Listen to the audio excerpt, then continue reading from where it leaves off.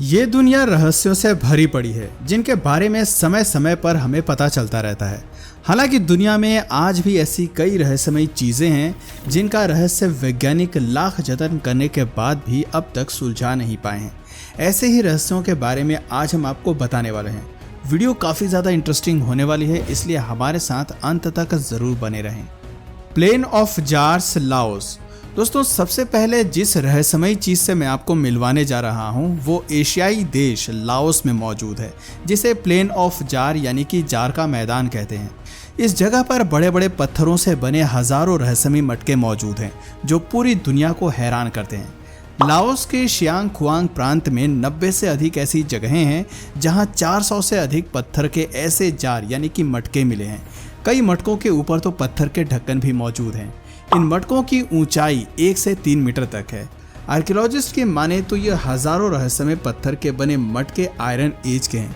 हालांकि उस समय ये क्यों बनाए गए थे इसका रहस्य आज भी स्पष्ट नहीं हो सका है, लेकिन कुछ वैज्ञानिकों का मानना है कि इन मटकों का इस्तेमाल प्राचीन समय में अंतिम संस्कार के वक्त अस्थि कलश के तौर पर किया जाता था। वैसे इन मटकों की अहमियत को समझते हुए साल 2019 में मटकों से भरी इस रहस्यमयी और अनोखी जगह को यूनेस्को वर्ल्ड हेरिटेज साइट में शामिल किया जा चुका है। Rolling stones, California. दोस्तों, दूसरी रहस्यमयी चीज कैलिफोर्निया के डेथ वैली में मौजूद है। इस सूखे मरुस्थल पर अलग अलग वजन के कई पत्थर मौजूद हैं जो कि बहुत ज़्यादा रहस्यमयी हैं।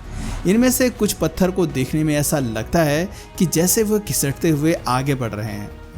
इन पत्थरों को आज तक किसी ने चलते हुए तो नहीं देखा है, लेकिन ये पत्थर खिसकने के बाद अपने पीछे एक लंबी लाइन छोड़े जाते हैं। इन लाइंस के निशानों को देखकर ही ऐसा अनुमान लगाया जाता है कि ये पत्थर खिसकते हुए आगे बढ़े हैं। वैसे इन पत्थरों के खिसकने को लेकर वैज्ञानिकों की अलग अलग थ्योरीज है। साल 1972 में इन पत्थरों के रहस्य से पर्दा उठाने के लिए वैज्ञानिकों की एक टीम इस जगह पर आई थी। उन्होंने इन पत्थरों के ऊपर करीब 7 सालों तक स्टडी किया। इस दौरान वैज्ञानिकों ने 317 किलोग्राम के एक पत्थर की विशेष रूप से स्टडी की। उनके इस रिसर्च के दौरान वो पत्थर जरा भी नहीं हिला। वहीं कुछ सालों के बाद जैसे ही वैज्ञानिक दोबारा उस पत्थर का पता लगाने के लिए वापस वहां पर पहुंचे तो वो करीब 1 किलोमीटर दूर मिला। इसे देखने के बाद कई वैज्ञानिक हैरान थे, तो वहीं कुछ दूसरे वैज्ञानिकों के मुताबिक ये पत्थर तेज हवाओं के कारण खिसकते हैं। हालांकि इन पत्थरों के खिसकने की मेन वजह आज भी एक रहस्य है। The Inga stone, Brazil. दोस्तों, ब्राजील के नॉर्थ ईस्ट में इंगा रिवर के बीच में स्थित द इंगा स्टोन एक रहस्यमय विशाल चट्टान है जो लगभग 250 वर्ग मीटर के क्षेत्र को कवर करता है। इस विशाल चट्टान पर बहुत अजीब सी आकृतियां बनी हुई हैं। ये आकृतियां कब की हैं और हमें क्या समझाना चाहती हैं, यह वैज्ञानिकों के समझ के परे है। कई विद्वानों की माने तो ये आकृतियां असल में एक प्राचीन भाषा है जिसे आज तक पढ़ा नहीं जा सका है। 46 मीटर लंबी और 3.8 मीटर ऊंची इस चट्टान के चारों ओर आकृतियां बनी हुई हैं।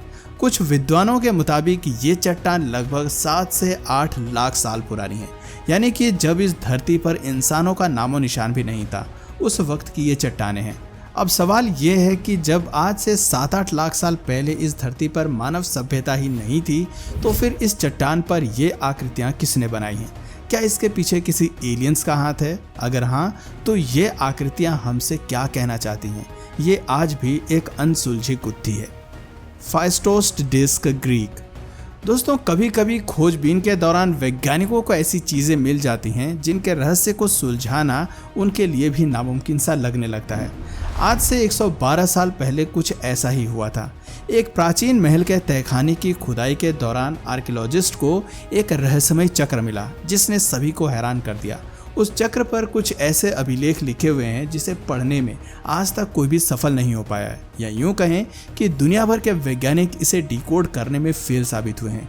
इस रहस्यमय चक्र को फेस्टोस्ट डिस्क के नाम से जाना जाता है क्योंकि ये ग्रीक के सबसे बड़े आइलैंड क्रेट के फेस्टोस नामक जगह पर मिली थी। इसकी खोज इटालियन आर्कियोलॉजिस्ट लुइगी पेर्नियर द्वारा साल 1908 में की गई थी। ये डिस्क पकी हुई मिट्टी से बनी हुई है जिस पर अनसुलझी चित्रलिपि लिखी हुई है, लेकिन इस पर क्या लिखा है ये आज भी एक रहस्य है। रिसर्चर्स की माने तो फेस्टोस्ट डिस्क को 2nd मिलेनियम BC में डिजाइन किया गया था वहीं कुछ विद्वानों का मानना है कि फेस्टोस डिस्क असल में एक धोखा है जिसे लुइगी पेर्नियर ने ही रचा था। ओल्लांटाईटेम्बू, पेरू। दोस्तों, पेरू के ओल्लांटाईटेम्बू टाउन में स्थित ये विशाल सीढ़ियाँ किसी रहस्य से कम नहीं है। आप देख सकते हैं इन विशाल सीढ़ियों पर खड़ा इंसान इसके सामने चींटियों के बराबर है। ऐसे में इन सीढ़ियों को देखकर ये सवाल उठना लाजमी है कि आखिर इन सीढ़ियों को क्यों और किसके लिए बनाया गया है, क्योंकि ये बात तो तय है कि आम इंसानों के चढ़ने के लिए ये सीढ़ियाँ नहीं बनाई गई हैं। 6 से 7 फीट के किसी इंसान के लिए भी इन सीढ़ियों की चढ़ाई करना इम्पॉसिबल है। वैसे एक बात तो तय है कि इन सीढ़ियों को बनाने वाला हमारी तरह कोई आम इंसान नहीं हो सकता। इन सीढ़ियों को देखकर ये अनुमान लगाया जाता है कि इसे बनाने वाला जरूर कोई 100 से 200 फीट लंबा दानव जैसा इंसान रहा होगा। मुझे पता है आप में से बहुत से लोग सोच रहे होंगे कि अगर प्राचीन समय में दानव जैसे इंसान मौजूद थे तो फिर आज तक हमें इन विशालकाय दानवों की हड्डियां या फिर उनके अवशेष क्यों नहीं मिले हैं। तो दोस्तों, ये पॉसिबल है कि प्राचीन समय में ये दानव किसी अनजान प्लेनेट से हमारी धरती पर आए हों और फिर बाद में ये वापस लौट गए हों। वैसे कुछ वेबसाइट्स की माने तो इन बड़ी बड़ी सीढ़ियों को INCA साम्राज्य के प्राचीन काल में एग्रीकल्चरल प्रोडक्शन के लिए बनाया गया था। आपकी नॉलेज के लिए बता दें कि INCA साम्राज्य का विकास प्राचीन पेरू में साल 1400 से 1537 के बीच हुआ था। इंका को प्राचीन अमेरिका के इतिहास के सबसे बड़े साम्राज्यों में से एक बताया जाता है। ये साम्राज्य अपने अनोखे प्राचीन स्मारकों के लिए भी मशहूर रहा है, लेकिन इस बात का कोई पुख्ता प्रमाण नहीं है कि इन सीढ़ियों को इनका साम्राज्य ने ही बनाया है। टोम्बैम्ची, पेरू। दोस्तों, टोम्बैम्ची भी पेरू में ही स्थित एक आर्कियोलॉजिकल साइट है। इस जगह पर आपको बड़े बड़े पत्थरों से बनी कई दीवारें देखने को मिल जाएंगी। इन दीवारों को यहाँ क्यों बनाया गया है इसकी खबर किसी को नहीं है, लेकिन पत्थरों से बनी ये दीवारें अपने अंदर कई रहस्यों को दफन किए हुए हैं। इन दीवारों को आप गौर से देखिए। इसके सभी पत्थरों को एक अनोखे डिजाइन में काट कर आपस में जोड़ा गया है। इन पत्थरों को लेकर बड़े बड़े साइंटिस्ट और रिसर्चर्स का दावा है कि इन्हें इस तरह से तभी जोड़ा जा सकता है जब इन पत्थरों को बहुत ही हाई टेम्परेचर के साथ पिघलाया जाए। अब आप दीवार के इस हिस्से को देखिए। ऐसा लग रहा है कि दीवार के इस हिस्से के पत्थर बहुत ही हाई टेम्परेचर की वजह से पिघल गए हैं। और आपको बता दें कि ऐसे हाई टेम्परेचर सिर्फ मॉडर्न टेक्नोलॉजी के मशीनों से ही पॉसिबल है। ऐसे में सवाल ये उठता है कि आखिर हजारों साल पहले इस दीवार को कैसे बनाया गया है और दीवार के इस हिस्से के साथ ऐसा क्या हुआ था कि ये इस तरह से पिघल गया।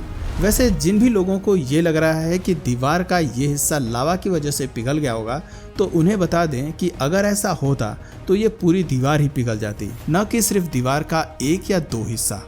तो दोस्तों, इन पत्थरों को लेकर आपकी क्या राय है, अपना जवाब हमें नीचे कमेंट सेक्शन में ज़रूर बताइए। और अगर इस वीडियो से आपको कुछ नया जानने या सीखने को मिला या फिर इंटरेस्टिंग लगा तो प्लीज़ इस वीडियो को एक लाइक करके अपने फ्रेंड्स और फैमिली में से ज़रूर शेयर करें।